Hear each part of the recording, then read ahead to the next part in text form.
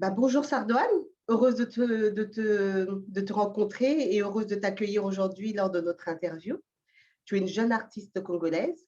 Tu vis au Congo, c'est bien ça, hein? En France. En France? Tu es en France? Oui. Moi, j'étais persuadée que tu étais au Congo, tu vois.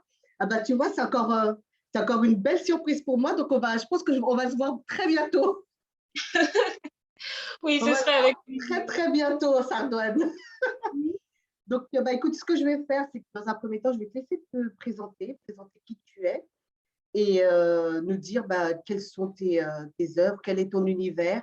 Et par la suite, je te poserai quelques questions pour alimenter cet entretien. Très bien. Je t'écoute. Alors, bonjour Fadel et merci beaucoup de me recevoir. Ça Avec me fait plaisir. plaisir. Mais sinon, je suis Sardone Mia, de mon nom complet Sardone Mia Mbonzila. Et je D'accord. suis une artiste plasticienne originaire du Congo-Brazzaville de 23 ans. Alors, artiste plasticienne, c'est simplement quelqu'un qui pratique les arts plastiques. Donc, moi, je fais de la peinture, un peu de dessin et de l'installation artistique. Mais sinon, voilà, je ne sais pas comment décrire mon univers avec des mots, mais je travaille plus sur la société, je travaille sur les problèmes mentaux, je travaille sur des maladies, enfin, je travaille souvent sur des sujets qui m'intéressent socialement et D'accord. j'en fais des expositions. D'accord. J'ai vu que là, tu exposais beaucoup aux Pays-Bas. C'est un choix ou c'est vraiment un hasard ou c'est le fruit du hasard, comme on dit, par rapport à ton art et c'est eux qui sont venus vers toi ou c'est toi ou tu as répondu je sais qu'il y a parfois, ils font des appels à candidature pour des expositions. Est-ce que c'est lors de ce type d'événement que tu as pu exposer chez eux ou explique-nous un peu? Alors, ce n'est pas un hasard, c'est que j'ai été repérée par la Fondation de la famille royale des Pays-Bas, qui m'a offert un D'accord, prix dernièrement. Et grâce d'accord. à ce prix-là, j'ai pu me faire des contacts dans ce pays. Donc, c'est pour ça que je fais des expositions là-bas en ce moment. D'accord, très bien et félicitations parce que j'ai vu qu'ils t'avaient offert une médaille. En tout cas, Mhm. félicitations, ton art le vaut bien et c'est vraiment magnifique ce que tu fais.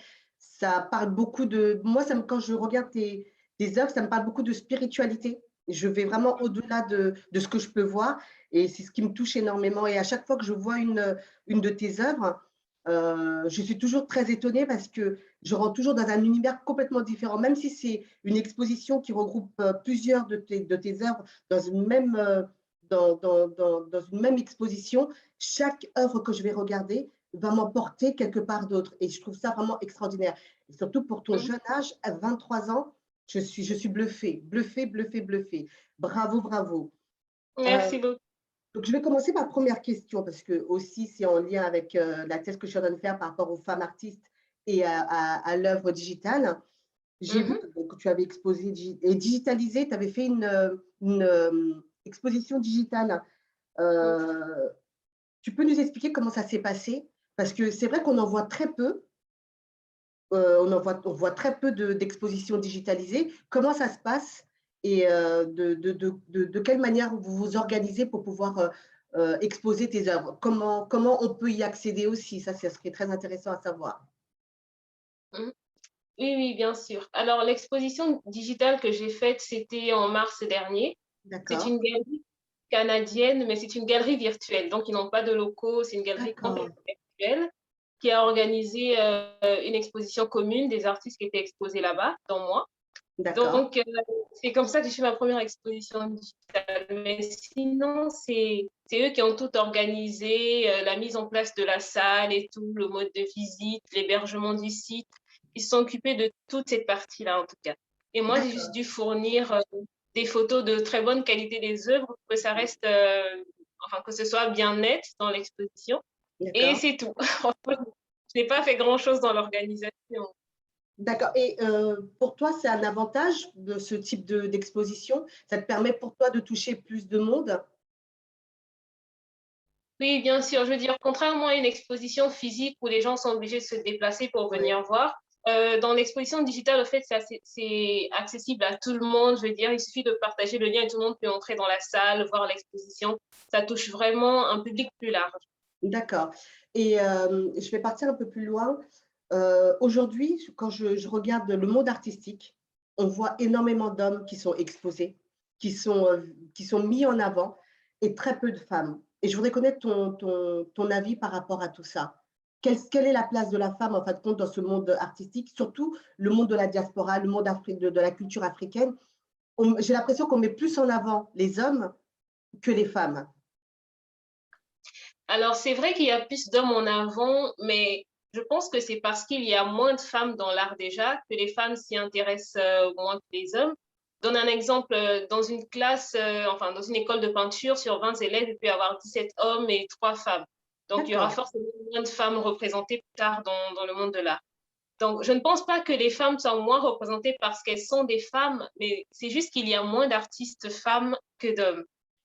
Mais je dirais, est-ce que c'est pas aussi une idée culturelle, par exemple au niveau de l'Afrique, nos parents, par exemple, moi je vois par rapport à ma petite sœur, je prends toujours l'exemple de ma petite sœur qui avait voulu faire une école d'art, où mon père lui avait dit, mais tu vas pas manger avec ça, avec l'art, tu vas vivre comment?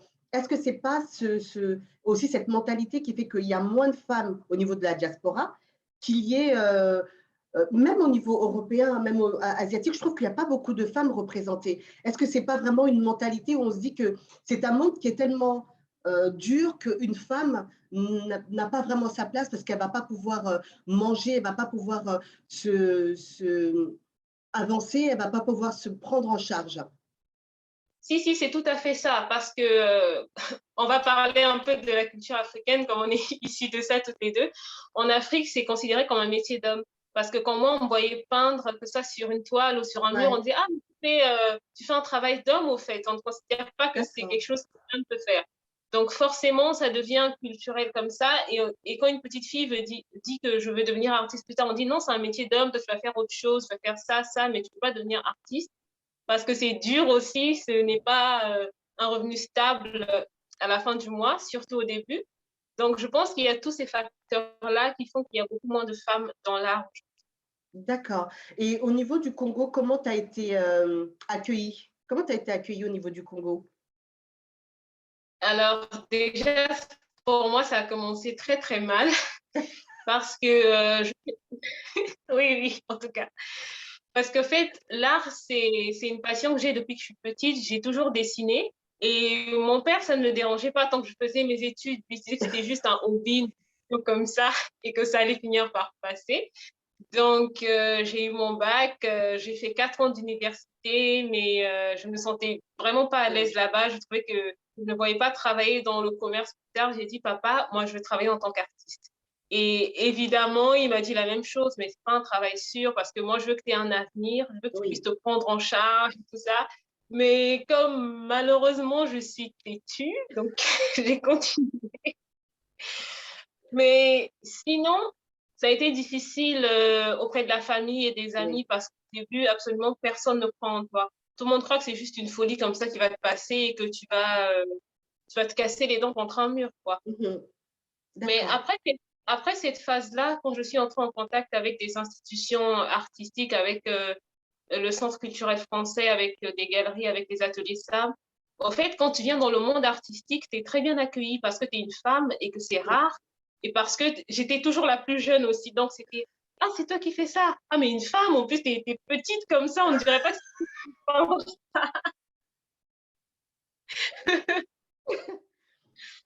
Je vais te poser une question. Au niveau de la digitalisation, tu penses que ça peut être un moyen pour les femmes parce que j'en connais quelques-unes qui font de la peinture, qui font de la sculpture, mais qui n'osent pas parfois exposer leur art parce que de peur d'être rejetées, de peur d'être relayées au second plan. Est-ce que c'est un moyen pour elles aujourd'hui d'exister et de montrer ce qu'elles valent, en fait? Oui, absolument. Moi, je pense que la digitalisation du monde de l'art, c'est une aubaine pour les artistes et encore plus pour les femmes artistes parce que souvent, on a beaucoup moins confiance en nous. On travaille un peu pour nous-mêmes. Je peux dire, moi, je connais beaucoup de femmes artistes à Brazzaville qui n'osent pas exposer, qui travaillent juste à la maison. Qui disent, ah, moi, je peins pour moi-même où il y a les enfants, j'ai pas le temps de m'investir dedans.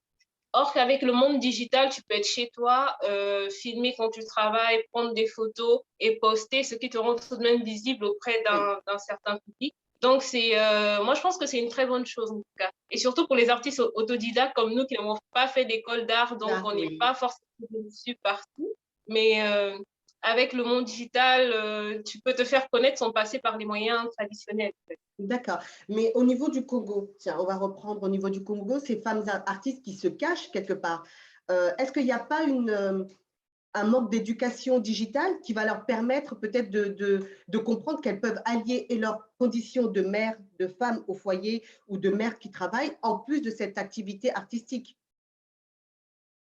Oui, ça c'est vrai qu'il y a un manque d'éducation digitale parce que la plupart des artistes congolaises qui sont sur les Oui, réseaux sont de ma génération, c'est un peu dans la vingtaine et tout, alors qu'il y a des artistes qui sont plus âgés, oui, qui font un très bon travail parce qu'ils ont plus d'expérience, mais qui ne sont pas forcément habitués au réseau, à prendre des d'accord. photos, à poster.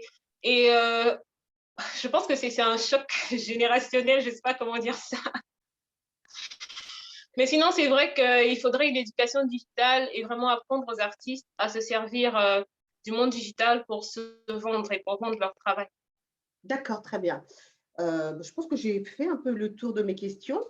Quel est le futur de Sardoine aujourd'hui? Qu'est-ce que tu nous proposes demain, en 2022-2023? Qu'est-ce qu'on doit attendre de toi? Parce qu'aujourd'hui, tu as quand même une certaine notoriété, tu as beaucoup de followers, beaucoup de gens te suivent, beaucoup de gens parlent de toi quand tu deviens un peu une mascotte, moi je veux dire, pour le Congo. Pour moi, voilà, c'est une artiste, on a Sardoine et on a Liputa, qui est dans un autre domaine. Mais voilà, vous êtes pour moi les deux femmes que je mets en avant. En France, on en a d'autres aussi qui commencent à se démarquer. Mais comme je vois que tu postes, tu travailles beaucoup avec la galerie aussi, une galerie aussi au Congo. Mhm. Donc aujourd'hui, le futur de Sardoine, c'est quoi? Parce que je pense que tu commences à t'ouvrir. Est-ce qu'on va devoir exposer aux États-Unis? Est-ce qu'on va devoir exposer en Angleterre? Est-ce que, je sais pas, dis-nous un petit peu. Alors aujourd'hui, moi, je dirais que je suis encore, enfin, que tous mes projets sont en construction. Et c'est D'accord? vrai que je reçois énormément de soutien des réseaux sociaux. Enfin, parce que en dehors du fait que ce soit des réseaux sociaux, ce sont de vraies personnes derrière. Donc, je reçois Oui. du soutien de beaucoup de personnes. Et ça m'aide beaucoup. Mais sinon, ce que je prévois, c'est vraiment d'acquérir une notoriété dans le monde de l'art concret. C'est pour ça que c'est toujours entre le Congo et la France, mais cette année, je reste un peu plus en France, justement pour entrer dans ce réseau de collectionneurs et de galeristes ici. Parce que D'accord. c'est à dire, mais c'est un peu les Européens et les Américains qui font le monde de l'art aujourd'hui, qui font tourner, enfin, le circuit artistique.